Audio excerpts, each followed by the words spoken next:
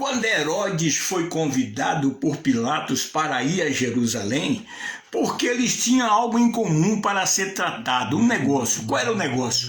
Era para tratar a respeito da vida de Jesus Cristo, a vida ou morte de Jesus Cristo, que agora estava preso, estava em mãos de Pilatos.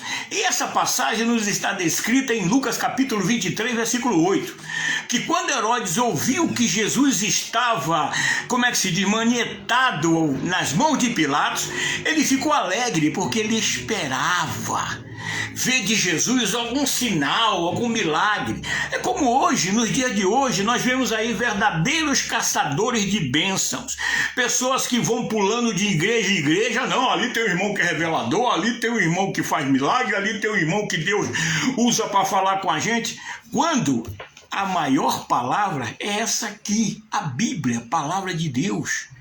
Como diz o Salmo 119, lâmpada para os meus pés é a tua palavra e luz para o meu caminho.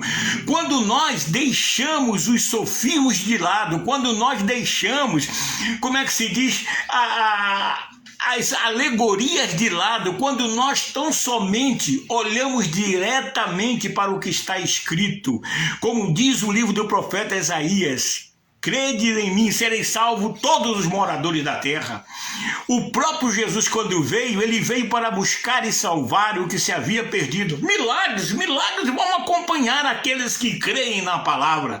Mas o maior de todos os milagres é quando nós caímos em si, quando nós damos ouvido à palavra de Deus e deixamos que o evangelho de Cristo, que é o poder de Deus, que liberta todo aquele que nele crê, venha fazer morada em nossa vida.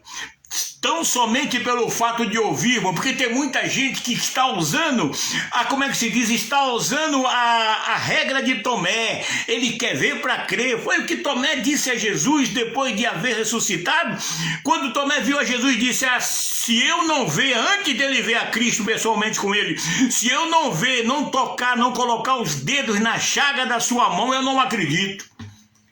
E uma das coisas que Jesus disse a ele quando se encontrou com ele foi o seguinte: vem aqui, Tomé, coloca o dedo aqui nas minhas mãos agora e veja que se sou eu mesmo ou não.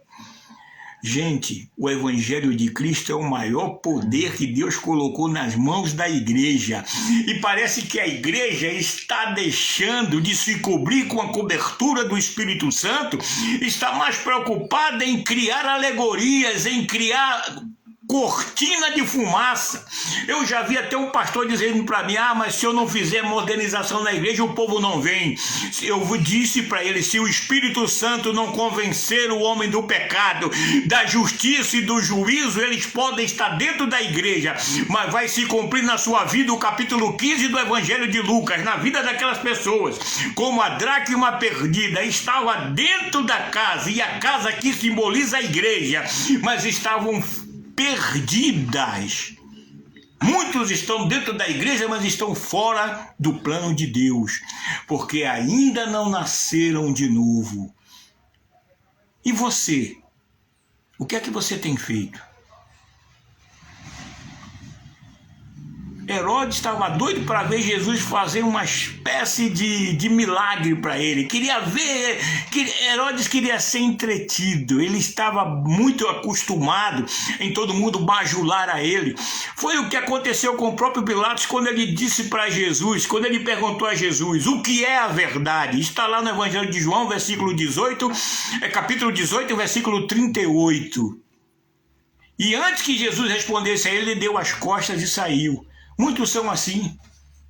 Você quer conhecer a verdade? Eu já li a Bíblia, mas ainda não entendi por que a Bíblia é tão popular. Porque quando nós lemos em reverência, quando nós tomamos posse das bênçãos que nos está descrita nesta palavra,